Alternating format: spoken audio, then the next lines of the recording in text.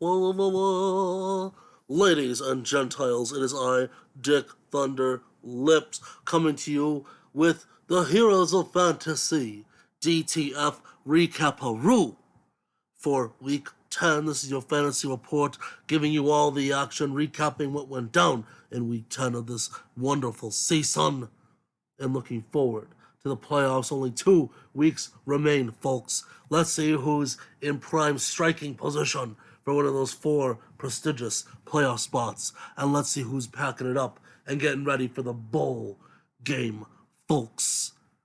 Here we go. Let's dive right into the action with Fresh Prince of Hell Air, Alfredo, putting down Danny Boy, 133.08 to 117.32. And boy, oh boy, this was a lot closer than it looked before Monday, folks. Let me tell you, Dick was the down and dirty, was watching this one as the players were falling left and right, not sure what was going on. Let's take a look at Freddie's side real quick. Only 10 from Tannehill. Didn't start things off good on a Thursday, folks. Got Freddie nervous. Mike Davis with only 8. A disappointing fill-in for C. Mac attack. 15 from Callan Ballage out of nowhere, folks. This dude gotten it done 2 weeks in a row. A big 22 from Juju, and Pittsburgh carrying Alfredo after so many weeks of letting him down, because if you look down here, 23 from Deontay Johnson. That's right, folks. And 13 from Antonio Brown, who would have been that other Pittsburgh receiver. You gotta like what Freddie's doing here, diversifying his bonds, folks. But only 3 from Evan Ingram, but that's okay, because you know who had his back? 20 points from Adam Thielen, and that was the nail in the coffin, folks. The Monday night player for Alfredo was Adam Thielen. He needed a decent day. He got a big day. A little unnecessary, but hey, you gotta do what you're gonna do. He picked up the dub by about 15 points there. If you take a look here, it wasn't out of the question, folks. Adam Thielen dropped 5.7 and 5.8 in the previous weeks. This could have been a tough one for only 14 the week before. This could have been a tough one for Freddie. But Adam Thielen said, you know what, boo, I got you. I'm going to beat your Bears, but I'm going to get your fantasy team a dub. And that's what he did, by God. And this is on a week where Freddie's got his rookie RB on the bench, Edwards Hilaire, his namesake, and Marvin Jones is going off on the bench, folks. 23. He's an every other week guy. You know, you drop him 1 week, he drops 20 the next. I don't know. Anywho, on the other side, sorry about your damn luck, Danny boy. This isn't the time to pick up an L going into the home stretch. But Joe Burrow disappointing with 12. Kamara Mara trying to carry the team with 34. And Antonio Gibson with 22. And really the only reason Danny Boy was even in the contest was due to the play of these RBs. Brandon Cooks with a disappointing 9. Not as disappointing as Houston's entire day, folks. Corey Davis with a pulse of 11 instead of a 0 like last week. 5 from Ebron as the tight end curse reverts, folks. Back to poop on the hill. Duke Johnson in relief of concussed David Johnson, only 5 points. 8 from Jalen Reagor with Julio Jones, the big acquisition on bye, folks. You had to wonder if the trade was going to cost him this dub, and it didn't. Only because Thielen went off, folks, because Aaron Rodgers did a lot better than 12, but he didn't do enough to close this gap. Danny Boy picks up the L, Freddie the big dub. We'll see where they land in the standings with 2 weeks left at the end. And speaking of where they are in the standings, let's look at the shockaroo of the week as the reigning defending champion, Jay Sizzle, puts a damper on Chris Stahl's mood. The highest scoring team in the league, Chris Stahl, finally looks mortal, drops 72 points like the rest of us seem to do all the time.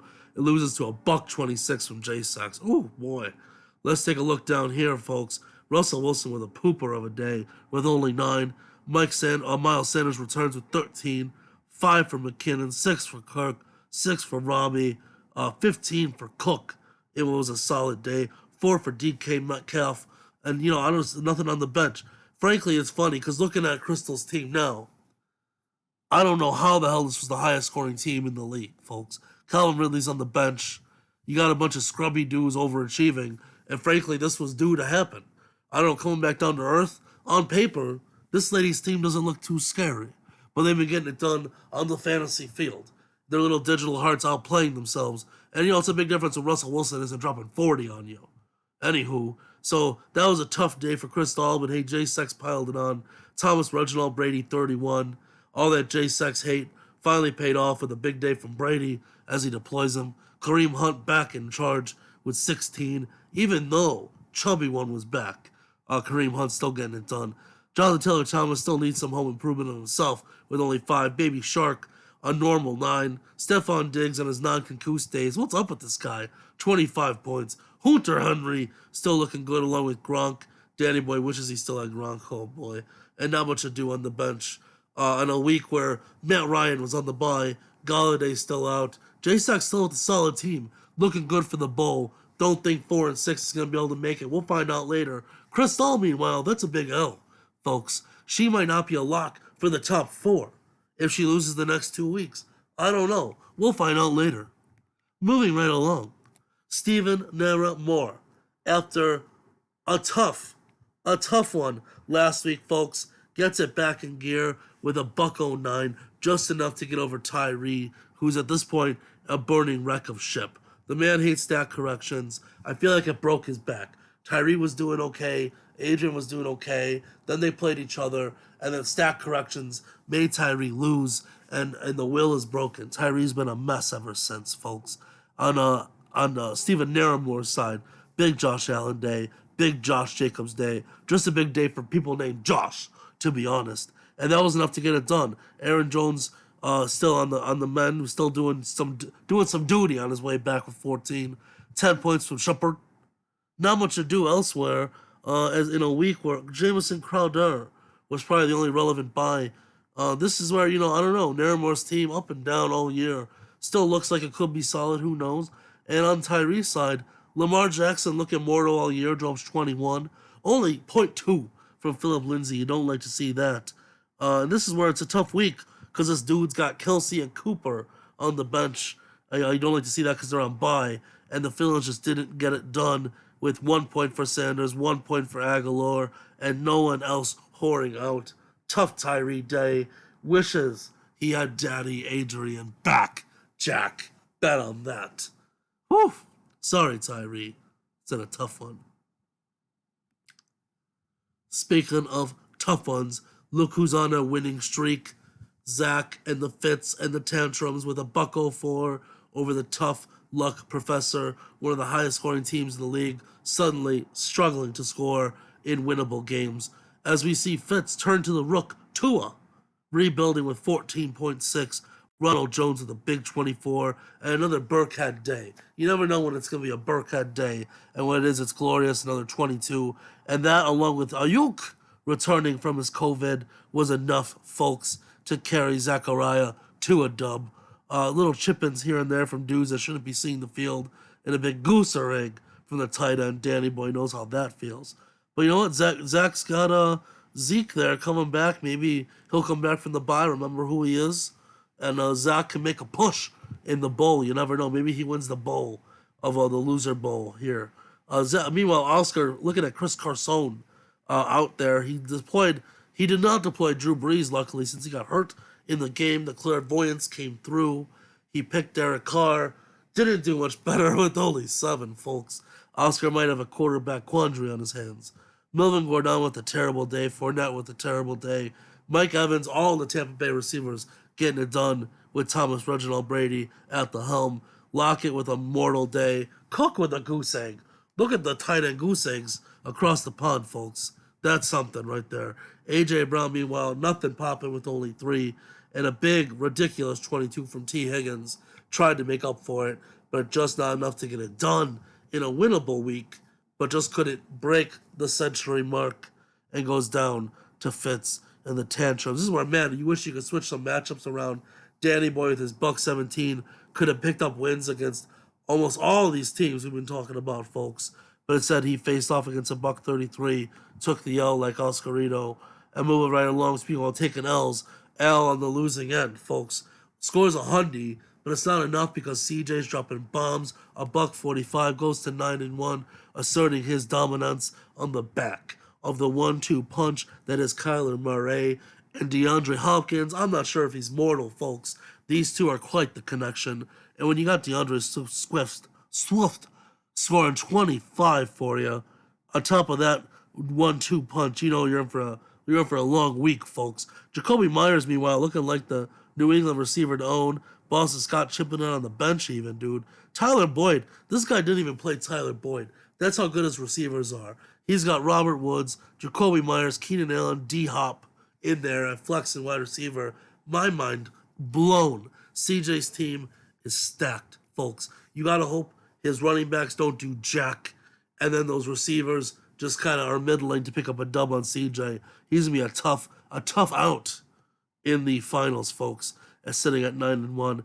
L's team, meanwhile, Jared Goff golfed up something at only 10. Without C-Mac, who was out again, and Mahomey, L's team floundered. I'm shocked he scored over 100. Cordell Patterson with 12 in an emergency deployment. 13 for Brown, 27 from Cole Beasley, and 17 for J.D. McKissick is really what got it done for L. I'm shocked he scored this many with his best three players basically out. But good job breaking a century mark, L.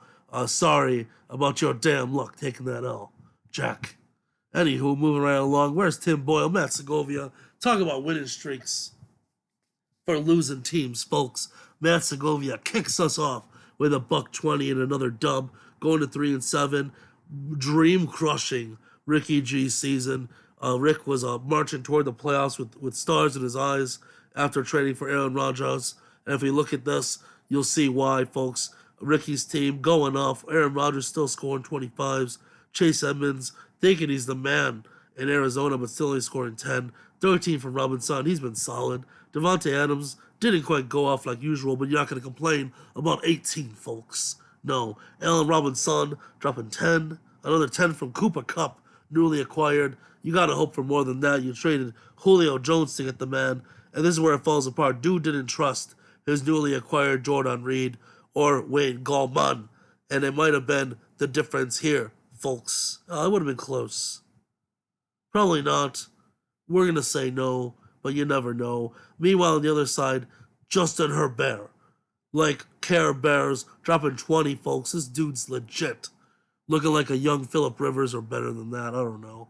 Phillip Rivers is a trash bag. Anyway, Kenyon Drake, 9.9 in the face-off of Arizona RBs, folks.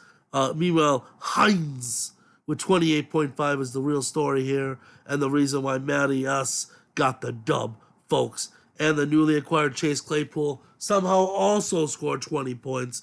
Freddie could have had all three Pittsburgh Steelers and went off, folks. Meanwhile, Godwin's still getting 15. I don't know what's going on in Tampa Bay. Brady's like Oprah out there. Just touchdown for you, touchdown for everyone, like this. Oprah, Tom Brady. It's beautiful. 11 from the Colts D, despite the shutting down Tennessee, making them look terrible.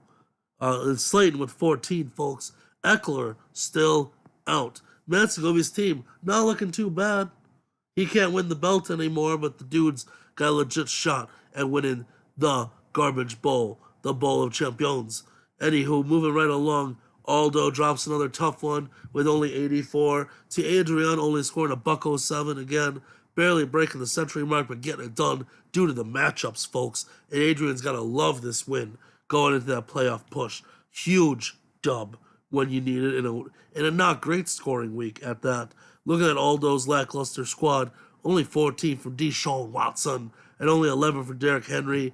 It spells disaster, folks. But hey, Chubb's back, dropping 18, 21 from a resurgent Justin Jefferson. Not much else ado. Bad day from Hawkinsauce, bad day from Devontae Parker, bad day from Hollywood Brown, and you're looking at 19 from Malcolm Brown sitting on the bench. You don't like to see it. All those teams still not terrible, just not all getting it done at the same time. Meanwhile, Adrian hanging in there, looking better than Tyree, folks, with Roethlisberger looking big like Ben with 29. Terminator not terminating anything with only 6, because they just pass barely. I don't know what happened there, folks. Gio Bernard with only 8. DJ Moore with 19. 17 for Scary. Terry getting it done. And a big, Stafford dropping 23. He picked the right QB. Can't fault the dude. Got it done. Bucko 7. Looking good. Now, the big hubbub.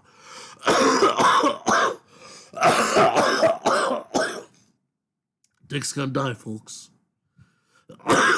Dick's gonna die. I had nothing to drink here. Hold on. Dick needs his juice. Anywho, moving right along here to the Standaroos.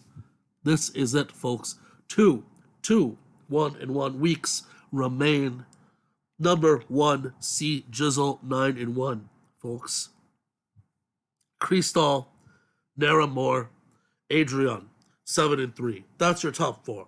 If it ended today, that's the teams going to the playoffs to fight for the belt, the championship belt, to become your legendary hero of fantasy for 2020. Don't look at me. But it doesn't end today. 2 more weeks, folks. Nipping at the heels with hope, with glee in their hearts. Danny Boy at 6-4 needs some help now. He needs to crack the barrier. He needs these guys to lose. CJ technically, mathematically, is in. Math's hard. Dick doesn't do numbers. Let's just say CJ's in. Theoretically, the others are not. The people with the hope, 5-5. You're looking at good old Freddie, Fresh Prince of Bel-Air, despite his ups and downs, still has a shot. And Ricky G still alive, folks. Sitting at 4-6, the Professor, Tyree, Al, and your reigning defending champion, Jay Sizzle, mathematically out. They can only reach 6 wins, folks. The teams at the top have 7. Sorry, Charlie. And at this point, you guys are just working to get the dubs, to be spoilers, to craft your teams, to get ready for those final 4 weeks. Don't give up. Put in your lineups. Trudge, claim, trade while you can. Remember, if you don't make the top 4, you are still playing in the final 4 weeks against everybody else. In the last 4 weeks, you want to be the highest scoring team in the league, folks. That's how you become the bowl champion. That's right. Meanwhile, dead last in that bowl championship is supposed to pay to ship the championship belt. That's how Dick does. That's a whole other story, folks. And you get the shame of Dick all over you. Anywho, looking right down here, in case you were wondering, tiebreakers should be the points of 4, which when you see C Jizzle is still the top scoring team, Cristal number 2, Ricky G number 3, Danny Boy number 4. Look at you see Adrian high scoring teams. But these are teams getting shit on. You see Freddie, you see Oscar, and you see Naramore, even though he's at the top. Folks, just not really a high scoring team. You're just kind of there. But the biggest difference is when you're scored against low, you got a shot at the top. This is what's holding back Ricky G. It's what's holding back Freddie. It's why Zach struggled all year, folks. Just getting shit on constantly. And that's how we do it. Now, with that in mind, we're going to take a quick peek-a-roo at the upcoming matchups. And this is just the worst, folks. So, sadly, Danny Boy is playing against C Jizzle, the most locked in of all the championship pushing teams. CJ, pretty sure, mathematically in. So even if Danny Boy beats CJ, it doesn't help him get into the playoffs because Danny Boy needs these 7-win teams to lose. Instead, he just gets a super tough matchup against CJ, who hasn't won since, like, the dawn of time. Congratulations. Good luck. Sorry about your damn luck, Danny Boy. Moving right along, as Mr. Ricky G gets what I would argue is a softball against ALDO, the Gronk Pirates. Good old Aldo. Let's hope he makes that push, gives Ricky G a tough time. Ricky needs the dub to stay in playoff contention. It's a big week for him. Meanwhile, the resurgent Zach will face Crystal, who had a tough luck losing week, and she better turn it around because now every win matters. If she loses, she risks Danny Boy sliding into her playoff spot. Luckily, she's going against what has been one of the worst teams in the league all year, but we will see. They're not projected for much yet. We'll see if that gets better. And sadly, as we continue the trend, Adrian will face Jay Sizzle. Again, another team, another spoiler attempt, folks, as Jay Sizzle attempts to ruin the year for Adrian.